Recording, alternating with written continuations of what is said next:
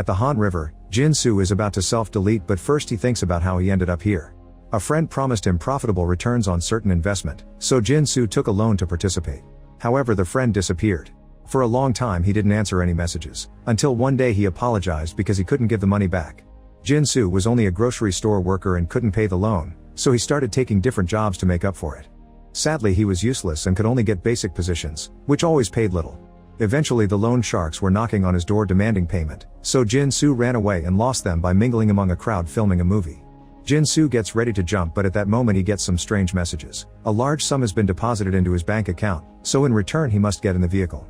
A limousine arrives and Jin-soo gets in, but nobody answers his questions.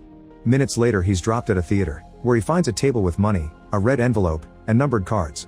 In the envelope there's a note explaining the situation. Jin-soo is now in the 8 show, where participants can exchange the time they're willing to waste for money. Food and accommodations are provided for free and money accumulates as time passes. The show will end once the allotted time is over or a participant dies. If Jin-soo doesn't want to participate, he can take the money from the table to take a cab and leave. If he wants to play, he must pick a number. After getting more messages reminding him of his debt, Jin-soo chooses number 3 and enters through the drapes. As the doors close behind him, Jin-soo finds a very fancy place with a clock that shows 24 hours. There are stairs going to 8 floors and he realizes he must go to the 3rd. The lock opens with the card, and inside he's disappointed to find an empty room with a screen pretending to be a window, cameras, and a chute. Inside he finds a uniform and a rule book. Every participant must change into the uniform and leave all personal belongings in the chute. To see how much money they've accumulated they can check the scoreboard.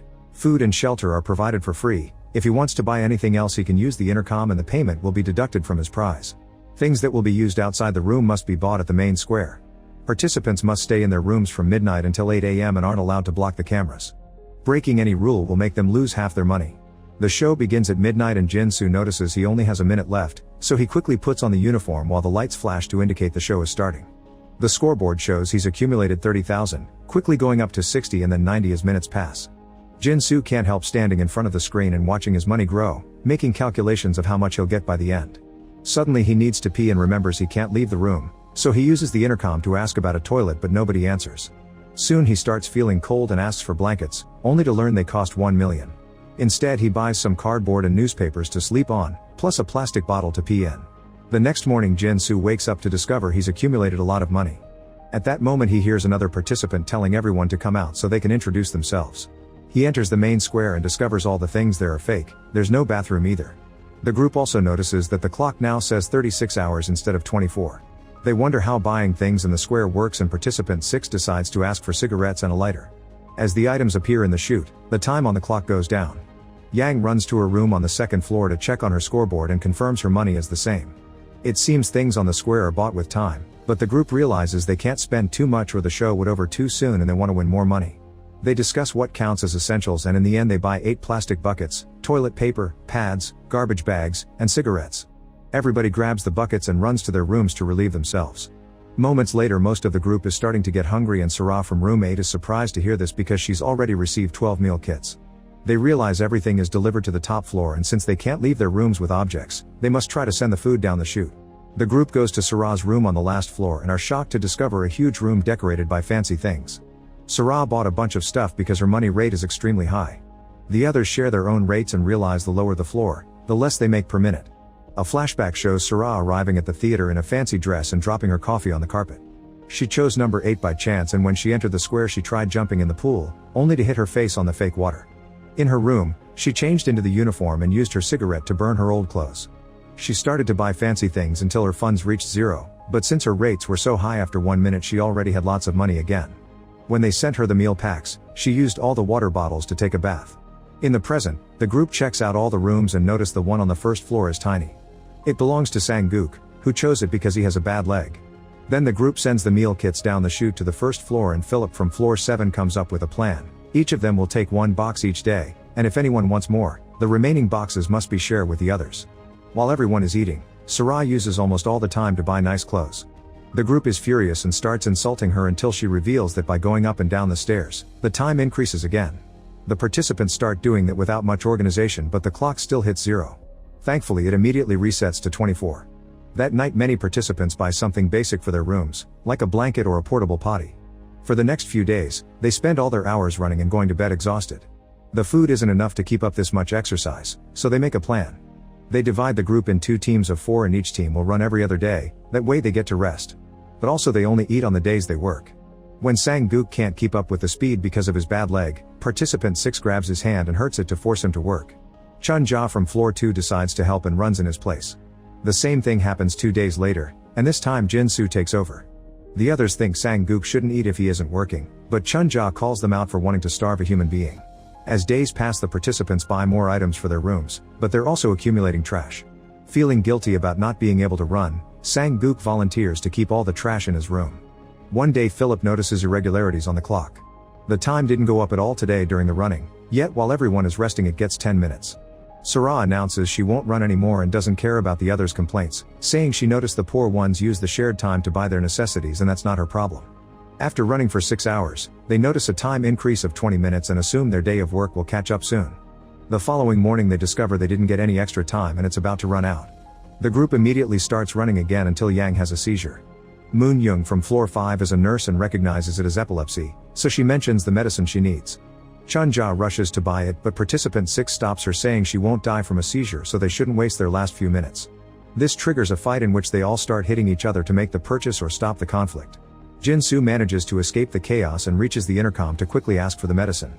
Suddenly Sarah laughs and points at the clock, which now shows 40 hours. As the medicine appears in the shaft, the group looks at the cameras in the square and realize their fight counted as entertainment, which is what the show wants. A flashback then shows Philip's arrival. He thought carefully before picking number 7 and when he entered his room, he immediately did all the necessary money calculations to ask for a desk, pen, and paper to start taking notes about the show. In the present the group realizes how things work. Watching them figure out the system and running for time was entertaining at first, but it became boring after a few days and that's why they didn't get paid. Jin-soo tries doing a mukbang with some ASMR in his room, but it doesn't work. The group meets to discuss what to do next and agree to do a talent show, that way they can try a variety of things and see what works. Philip goes first and plays the recorder with his nose in a very impressive performance that gets them 24 hours. They agree to do the whole show the next day and discuss for how long they want to stay in the game. Since Sang-guk is the one that makes the least money they let him choose, and he explains he needs 1 billion. This means they'll need around 75 days. Before going to bed, they buy the props they'll need for their performance. However, Jin-soo can't sleep because he has no talent and doesn't know what to do. The next day the talent show unfolds. Moon Young sings and earns 10 hours, while participant 6 breaks some bricks and earns 15. Chun-ja also breaks some bricks and adds some high kicks, so she gets them 17 hours although she hurts her wrist in the process. Yang does some yodeling, which gets them only 2. Jin-soo tries to do a silly dance and only gets 18 minutes. Using a variety of props, Sang-guk shines as a clown and gets 30 hours. When it's Sarah's turn, she announces her talent as doing the naughty and participant 6 volunteers as her partner. This earns them 69 hours. The next morning Sang-guk points out they aren't running anymore so he would want to discuss the trash situation, since his room is full. After lots of arguing, they agree they'll vote on which room will hold the trash next. They get a full day to think about it, so they spend it talking to each other in secret to try to buy votes. The following day, they use paper to make the votes anonymous. Jin-soo and Sarah both get 3 votes, and after finding a blank one, they open the last vote which goes to Sarah. At first she plays along but later she locks her room so nobody can enter. The next day, she doesn't send the food kits to the other floors. Another flashback shows Yang's arrival. She was very indecisive about which number to pick and at first she took 8, only to then change it to 4. She bought the cheapest bedding and some post-it notes to put up messages that kept her motivated. In the present the group is starving and pleading with Sarah doesn't work. Moon Young even starts hallucinating. In the end Jin-soo and Yang volunteer to keep the trash because they did badly during the talent show. Philip informs Sarah about the new arrangement and she agrees to send food again after they let her buy a bunch of clothes with their shared time. Sometime later Sarah says they should play the king game as their next form of entertainment. Using 8 balls, they write 7 numbers and the letter K. Whoever gets the K is the king for 1 round and gets to tell the numbers of their choice what to do. Moon Young gets the K first and makes participant 6 and Philip hold hands. Next Yang makes Sang-guk and Moon Young share a chaste kiss. So far they've only earned 90 minutes, so they have to think better dares. When Sarah gets the king, she tells Chun-ja to French kiss Jin-soo, but she refuses. Instead Sarah tells her to fight participant 6. The fight begins and it's clear that Chun-ja has training because she keeps overpowering 6 over and over again. Unfortunately her wrist injury from the talent show starts hurting and 6 uses the chance to gain the upper hand. He brings Chun-ja down and starts beating her up with unleashed fury. The others have to cut in and stop him from killing her. This gives them 50 hours. Afterward the group discusses how to proceed with the game since some people are worried about their safety. Yang proposes a new rule: they can choose to opt out from a dare, but they'll be punished by getting tased. The game continues the following day and Chunja joins them regardless of her injuries. Sara gets to be king again and she asks Jin-soo to touch Moon Young under the shirt. Jin-soo can tell Moon Young is uncomfortable, so he opts out and gets tased. The group worries when they notice he's passed out and wetted his pants, but they admit it's necessary when they see they've earned 60 hours for it. The next day they keep playing and Yang announces she'll flip a coin. Participant 6 and Chunja must guess what side it lands on, and if they get it wrong they'll get tased. 6 guesses correctly but Chunja doesn't, so she gets tased and wets her pants as well. This gives them 48 hours. The following day marks a month since the show started. Sara gets king again and makes Chunja and Jin-soo slap each other until one surrenders. Since Chunja is very strong, Jin-soo gives up quickly and gets tased again. In the evening, Sang-guk calls Chunja and Jin-soo to his room to tell them the game is rigged. He realized the top floors are against them when he noticed Yang covering the coin to manipulate the result. They tell Philip about it, who asks them not to say anything until they find proof. Afterward Philip catches Yang manipulating the balls. She's been putting acetone on the K-ball to make it sticky and always find it in the box. He tells her that some people already suspect her, so she has to play nice if she wants to avoid consequences. The next day everyone is shocked when Sang-guk gets to be king. He orders Yang to toss a coin for 2 players and makes sure she doesn't cover it this time. Sara guesses wrong and Philip gets ready to tase her, but participant 6 pushes him to the ground and tases him instead, saying audiences like plot twists. Another flashback shows participant 6's arrival. He was eating and didn't care that he spilled ketchup everywhere. He picked a card at random and later in his room he happily undressed for the cameras. On his first night, he only ordered a pillow. In the present, Philip wakes up in Sara's room. Participant 6 explains that the way the world works is fine and since Philip is so smart he should be teaming up with the upper floors, not defending the losers from the bottom. Philip has no choice but to play along because he notices 6 has acquired a much stronger taser.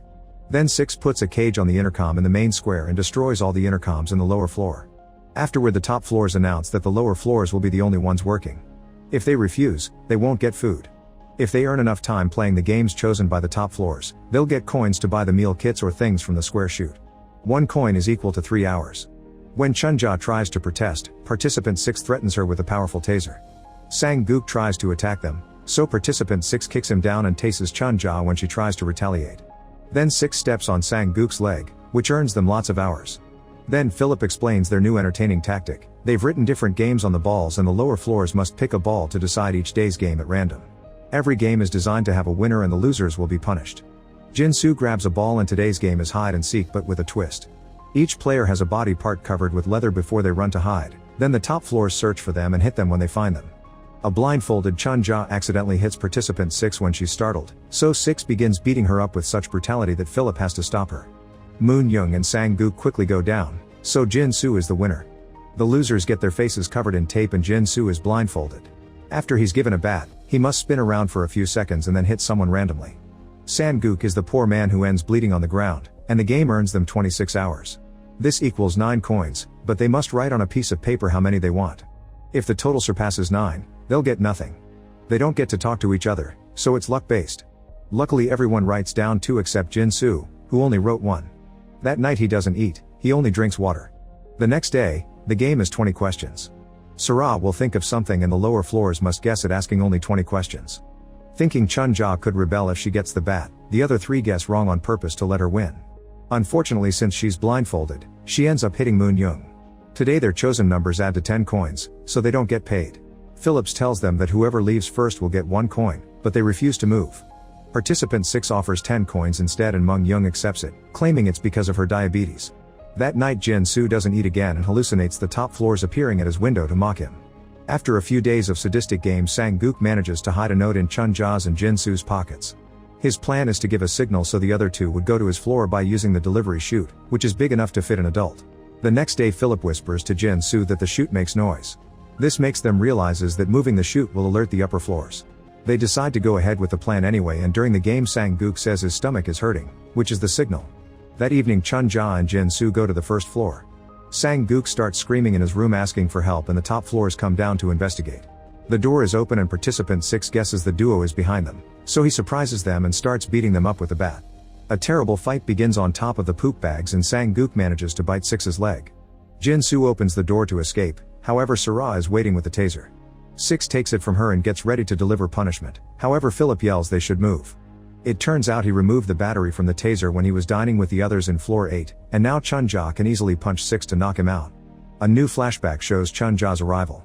Room 2 was the only floor left for her, and as soon as she got to her room she started working out. In the present, the lower floors tie the top floors up and Sang-gook uses the chance to hit participant 6 a few times as revenge. Philip doesn't justify his actions and says he's sorry, so they decide to keep him free. This whole rebellion earns them lots of hours too. Afterward they lock up the top floors in their respecting rooms and use floor 8 as a communal room. Since they can't order food and drinks, they order a chemistry set to make alcohol themselves. That night they sit around a fire and pretend they have better food. Chu-ja announces the show has crossed a line and wants to end it sooner, so she offers to pay the money Sang-gook needs to complete the billion with her own prize. The group agrees and starts spending their time resting. They eat well, but they also make sure to feed the upper floors, who are still tied up and wearing diapers. When there are only 9 hours left, they say goodbye and wish each other good luck in life. However, in the middle of the night the clock resets to 45 hours. The lower floors check on their prisoners, but there isn't anything strange that they could have used to entertain. The next morning the clock goes up to 52 hours and everyone wakes up to hear Yang screaming. They check on her and discover someone pulled a tooth from her mouth. A suspicious Jin-soo runs to participant 6 and removes his shoe to discover all his toenails are missing. Chun-ja asks 6 why he didn't say anything and he tells her to ask her friends, making her suspicious of everyone. She demands a confession out of her friends, so Philip accuses her in return. Afterward a paranoid Chun-ja locks up Jin-soo, Philip, and Sang-gook in their rooms, promising to send them food through the chute. She only lets Moon-young out so she can take care of the upper floor players. Having to feed a bunch of prisoners takes a toll on Moon-young's mental health and she starts hallucinating. She thinks Yang and Sara were freed, so she goes to 6 to give him the good news. 6 manipulates Moon-young by telling her that Chun-ja was the one who took his nails and will kill him soon, so Moon-young hugs him. A flashback shows Moon-young arriving in very nice clothes to the theater. She was very confused but she still agreed to play along. In the present, Moon-young wakes up to discover the game is over and everyone is celebrating with food and drinks.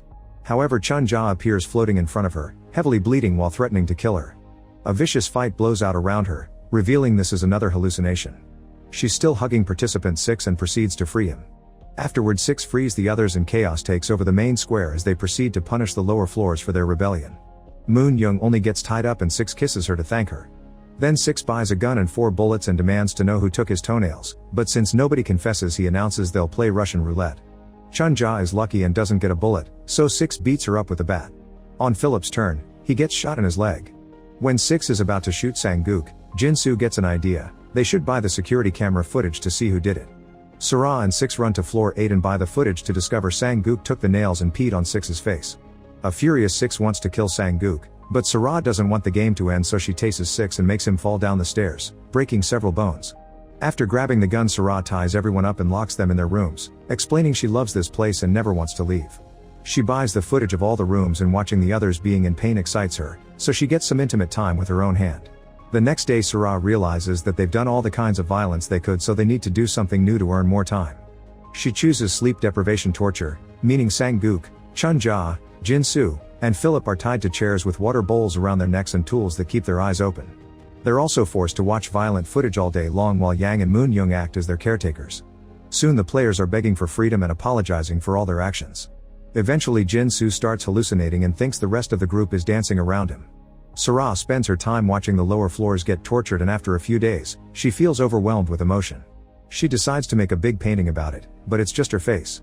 Still needing more, she buys a dog. Now Yang has to clean after the pet too, which gets on her nerves. The next time she checks on Sang-gook, he apologizes for taking her tooth, but she doesn't care because she understands wanting money. Hearing this, Sang-gook tells her it's possible to switch rooms. A flashback shows Sang-gook was a clown with a sick daughter.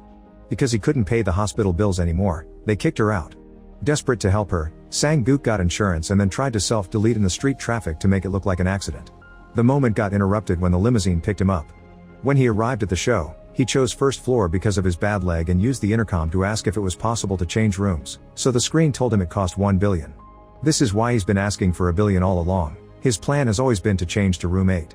In the present, Jin-soo hallucinates he's underwater in a pool. Yang snaps him out of it and tells him Sang-gook has a plan to bring down Sara. She doesn't sleep, so they only have a brief window of opportunity after her daily golfing session when she puts down the gun to take a bath. Since Yang is the one risking her life to do all this, she'll be choose rooms first. Jin-soo agrees to help, and so do Chun-ja and Philip. Moon-young has a condition and Yang agrees to get her to join. In return, a grateful Moon-young shares her story. She was married to a rich doctor who disrespected her and cheated on her. Moon Young ended up in the arms of a stranger that manipulated her to get tons of money from her, so this resulted in her husband suing her. Feeling bad for her, Yang hugs her. Unfortunately, Sara sees the women bonding and later becomes suspicious when Yang gets excited about golf. Yang convinces her to play anyway, and while they're in the main square, Moon Young frees the others. Since they've been tied up for so long, it's hard for the players to walk, and Sara's dog barks at all the movement on the stairs. Sara decides to investigate, so Moon Young and Jin Soo hide on floor 6. As soon as he sees them, participant 6 starts making noise, so Sara gets her gun ready before opening the door. When she's about to shoot, Yang knocks her out with a golf club. A new flashback shows that Yang worked as a valet girl and had to deal with many rude customers. One of those clients was a former classmate, who mocked her for her dream of being a K-pop idol and ending up in a parking lot instead. In the present, Sara is tied up and the others cry because they're finally free. Moon Young reminds Yang of her condition and gets to order some medical equipment, which she uses to castrate participant 6. He used to be a great baseball player until he was kicked out of the team for illegal gambling and then became a car salesman. His boss scolded him for signing autographs during work hours and 6 ended up beating him up. Once Moon Young completes her work, Jin Soo says they should use Sara's money to pay for the room change. However, Sang-gook says he's been saving for this moment and wants to do it with his own merit. Sang-gook orders the change on the intercom, but only an envelope appears inside the chute. It turns out a billion only gets them the instructions on how to make the change, and each room has an individual price. The higher the floor, the higher the price, and room 8 costs 340 billion. As everyone has a breakdown, a flashback shows that Philip was a scriptwriter whose work kept getting rejected for being too realistic. The producer told him people wanted to escape the harsh reality by turning off their brains with mindless entertainment, which Philip considered an insult toward the audience. Chun-ja worked in construction and one of her co-workers got hurt because their boss made him overwork. He needed surgery to survive and Chun-ja offered her savings to pay for it. In the present, Sang-gook announces he doesn't want to leave without the money for his daughter and grabs the gun. He ties everyone up and the hours go up while Sara laughs. She used to be a famous artist whose career was ruined. Since nobody hired her anymore, she would show up outside fancy galleries to perform for donations, yet the rich people would only give her coins. Once all the players are tied to chairs, Sang-gook ties a rope from wall to walk on it as a special performance. When he's about to finish, he slips off the rope, but he holds on just in time and reaches the end. This gives him lots of time, so the others realize he fails on purpose as part of the show. Next, he jumps on the rope while pretending to be outside and goes high enough to hold on to a camera. Unfortunately, his weight is too much and the camera falls off, crashing on the ground and starting a fire. Sang-gook manages to hold on to the rope for a few seconds, but he slips and falls on the flames. Jin Soo, Chun-ja, and Philip struggle with their chairs until they finally free themselves and run to put out the fire. Then they free Moon Young, who says she doesn't have the equipment to treat such severe burns. Chun-ja tries to open the front door to no avail and Genus begs for help in the intercom, but they only get more hours. At that moment, Jin Soo realizes they must block the entertainment, so he and Chun-ja start destroying all the cameras until there's not a single one working. The doors still won't open, but the chute does, revealing one more camera. Jin Soo runs to shoot it too and the clock reaches 0, which finally opens the doors. Sadly, it's too late. Sang-gook apologizes for everything and dies on the main square. Sara thinks it's the perfect ending. Jin Soo runs out and finds the theater, where speakers play a recording of an audience clapping. A note in an envelope congratulates them for winning and promises the money will appear in their bank accounts. Then the big screen shows the words "the end." Afterward, the group leaves and learns they were inside for 2.5 months. Chun-ja tried to self-delete, but the tie she used broke and she failed. Jin Soo slept for many days and had terrible nightmares. Everybody had the money they won in their bank accounts, although Jin Soo only got half because of the broken cameras. Desperate for closure, Jin Soo holds a funeral for Sang-gook and puts big signs on the streets, hoping to get the other players' attention. Chun-ja, Yang, and Moon Young attend, but participant 6 only sends a wreath. Jin Soo tells the women that he visited Sang-gook's family, but Philip had found them first. He gave them money and told them Sang-gook is working overseas. Chun-ja admits she tried to do the same but couldn't find the family like they did. Moon Young gives them an update on Sara. She destroyed an art gallery and was sent to prison. After the funeral, the group goes back to their normal lives. Meanwhile, Philip finally manages to sell a script called The 8 Show based on what happened. Make sure to subscribe and turn on notifications so you can watch more videos like this. Thanks for watching.